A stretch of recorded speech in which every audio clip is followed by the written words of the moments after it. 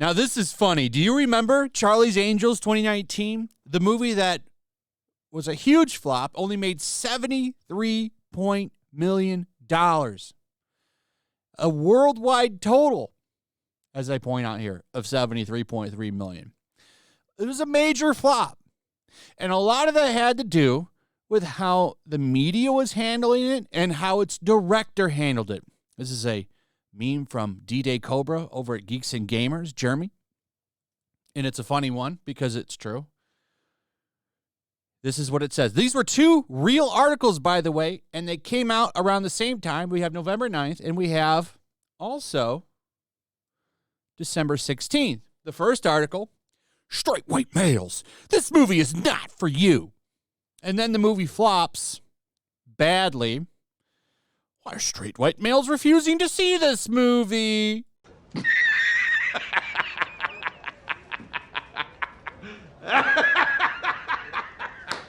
Even though I bet you that was the majority of people that went to go see it. But anyway, let me get into why I'm making this video. Elizabeth Banks herself has come out and said she wishes her Charlie's Angels reboot wasn't marketed as just for girls. The director of the 2019 Kristen Stewart starring film said that there was a misconception that she was creating some kind of feminist manifesto. And that's a lie.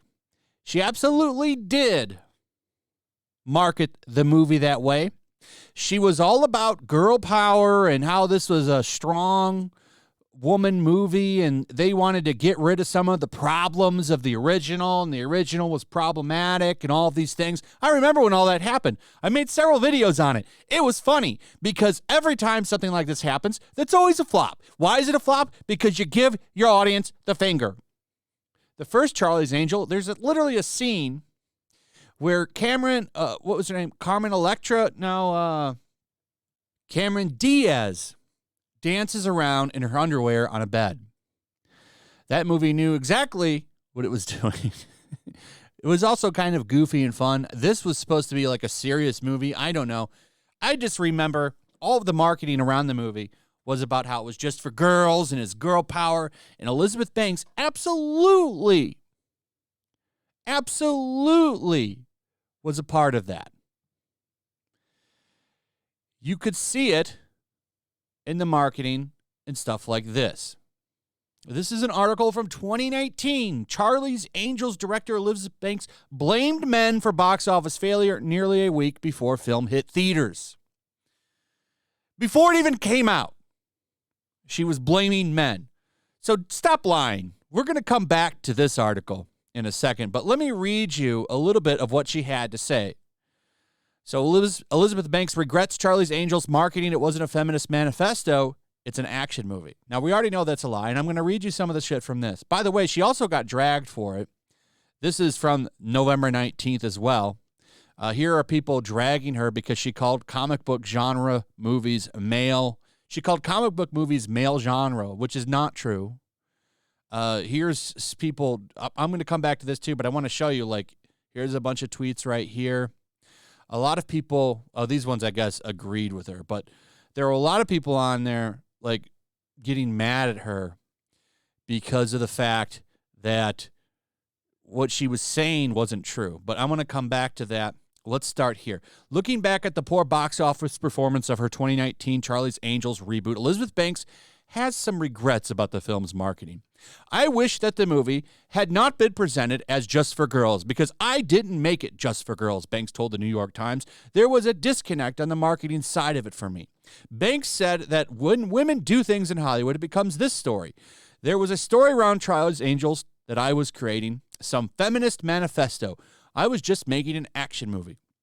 The Pitch Perfect 2 director added that when she would have liked to have made Mission Impossible, but women aren't directing Mission Impossible. I was able to direct an action movie, frankly, because it starred women, and I'm a female director, and that is the confine right now in Hollywood. Now, that's funny. So she's basically saying Hollywood is sexist. She's not allowed to make a Mission Impossible movie. So she's still running with this kind of woke narrative. Oh, I got pushed into making this movie and I had to make it a girl power movie. That's not what happened.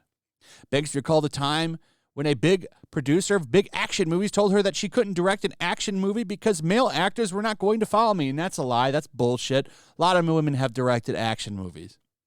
Banks' Charlie's Angels reboot cost Sony and its co-financers $48 million, but it floundered at North American box offices with only $8.6 million in its opening weekend. And then I showed you ended up making $73 million. So all this is a lie. This is what she had actually said ahead of its release, and they have it right here. This is she told the Herald Sun back in 2019 before the movie's release. So even Variety is saying that. It's not just bounding into comics. Even Variety is pointing this out. That she said what I'm about to tell you a week before its release. If this movie doesn't make money, it reinforces a stereotype in Hollywood that men don't go see women do action movies. Caught in 4K.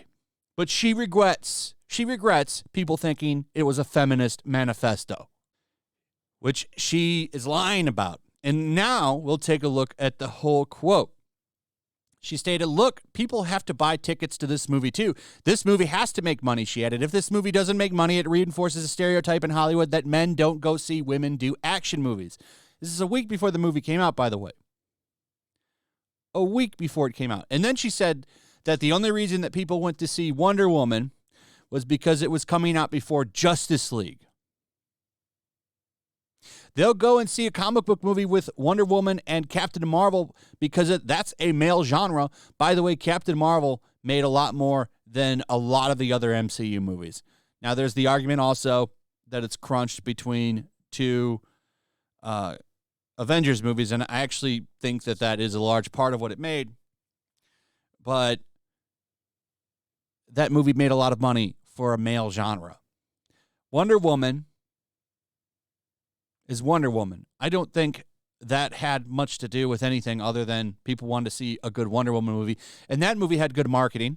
That movie had Gal Gadot. That movie had a lot of things going for it. I don't think that had anything to do with Justice League. So she continues, so even though those are movies about women, they put them in context of feeling the larger comic book world. So it's all about, yes, you are watching a Wonder Woman movie, but we're setting up three other characters, or we're setting up Justice League. Now, that's such a lie because I can easily, just off the top of my head, go back to some movies like Kill Bill, which is not a comic book movie. That movie was very successful, and that movie starred a woman in a very kind of action film comic book way, because it's the first one was heavily inspired by anime.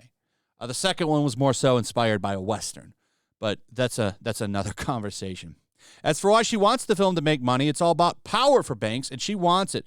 She said, by the way, I'm happy for those characters to have box office success, but we need more women's voices supported with money because that's the power. The power is in the money. She would reinforce this view by stating that she would like her need to take control of Hollywood.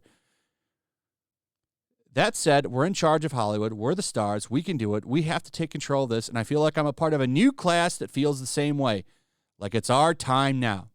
Why do you think people thought your movie was a feminist manifesto? Because that's what you were saying. What do you think that is?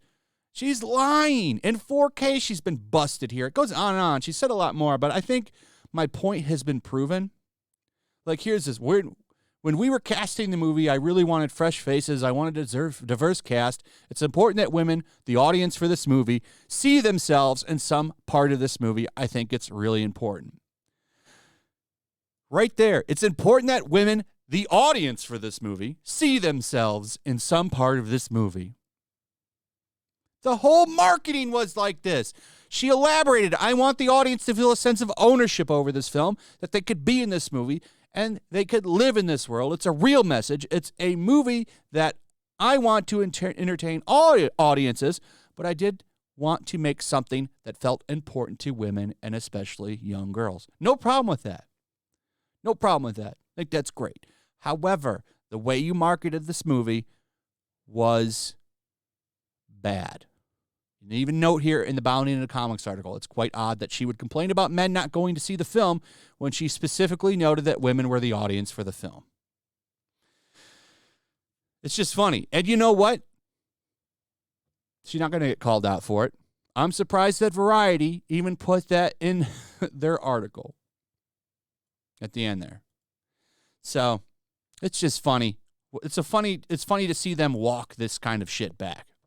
Anyway, that's pretty much it. Let me know what you think. Also, if you would, please like, subscribe, share the video. Make sure you're still subscribed. Hit that notification bell, and I'll see you on the next one. Peace. Make sure to check out my locals. There's a link in the description. It's a fun community that I'm trying to build over here.